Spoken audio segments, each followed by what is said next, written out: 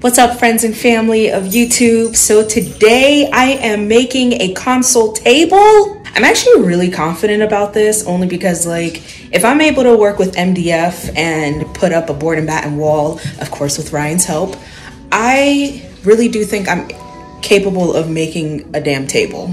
I have some pine wood that I've recycled and that I'm utilizing at the moment. So I went ahead and I actually cut the boards to size already off camera. And the next steps that I'm going to be doing now is making measurements for the legs. So I'm actually using recycled pieces of wood that I already have. I have these bed slats from an IKEA bed that I recently, or I think I bought like 2 years ago, and they're still in good shape. I saved these for a reason. So I'm gonna use these pieces to make the legs for the table and hoping it turns out pretty good, but I'm excited and confident about this. I am in the basement today. I started doing the work on this table outside and y'all, it is hot. Like, it is hot outside.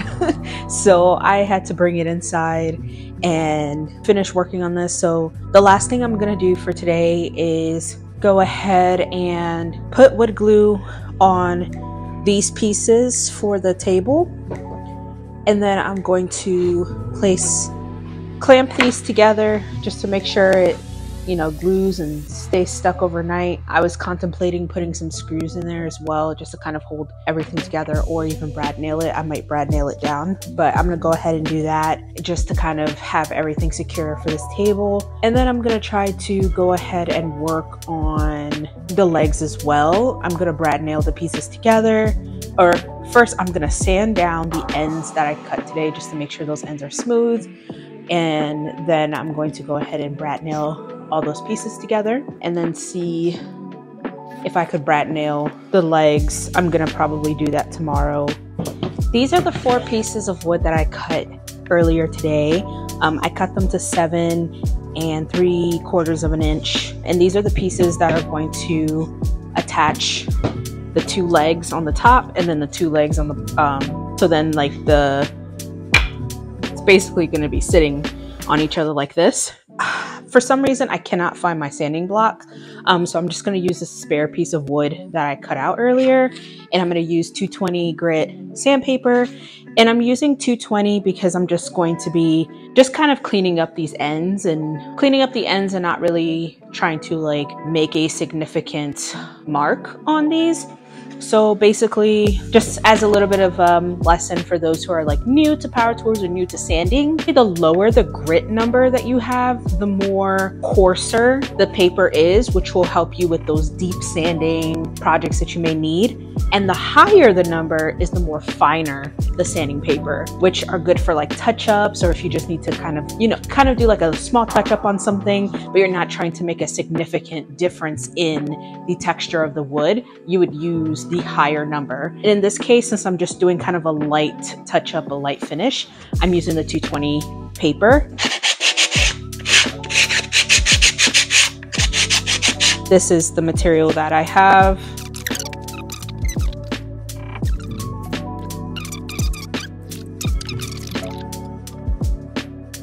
This is what I'm trying to do with the legs, and what I'm going to do is take those pieces and then brad nail them together just to hold them together, and then take some wood screws and I'm gonna screw each piece together just so it's really sturdy.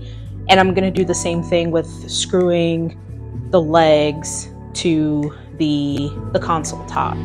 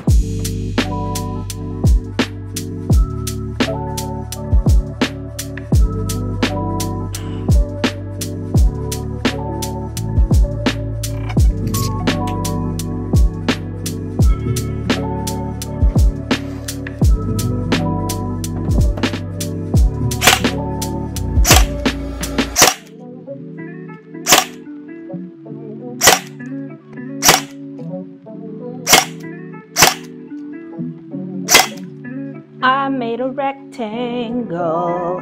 I made a rectangle. I made a rectangle.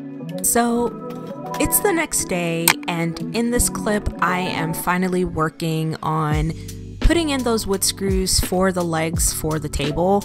And I did run into some issues where I didn't make pilot holes that were big enough to fit the wood screws. So the wood kind of became stripped a little bit, which is not an issue for me. I ended up just sanding it down and putting some wood filler over it, but it was definitely a learning experience. I know what to do for next time when I make my next table, and just what to do, what not to do, and what size screws I need to use and how much pressure I needed to put on the drill. But this was definitely a learning experience, and I'm glad I messed up because it helped me realize what I actually needed to do. And I know a couple of you will say, well, why aren't you doing any like pocket holes? I don't have a pocket hole jig yet, but I will be purchasing one, and it will make these projects so much easier.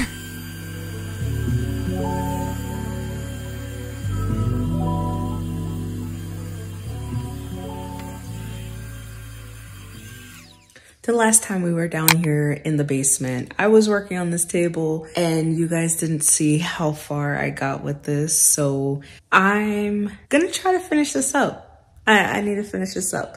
So I did like a dry fit on it. The legs aren't actually like on it yet. I'm gonna brat nail it to it, and then I still gotta put a couple more screws in one of the legs and wrap this up and finish.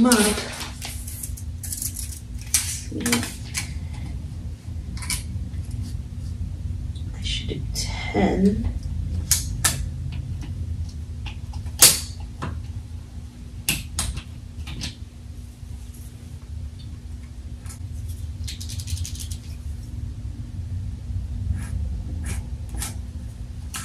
I don't feel like going upstairs, so we're going to use this as a leveler to make sure that these legs are straight.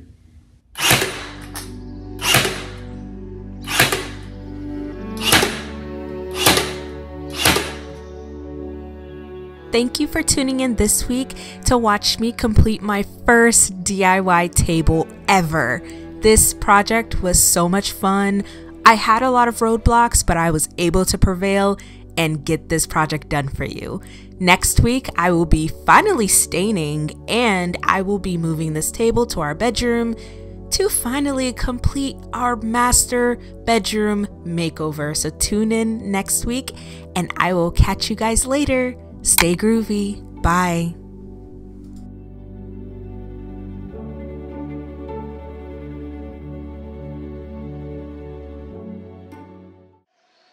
Real life, talking about that real life, holding on 'cause it just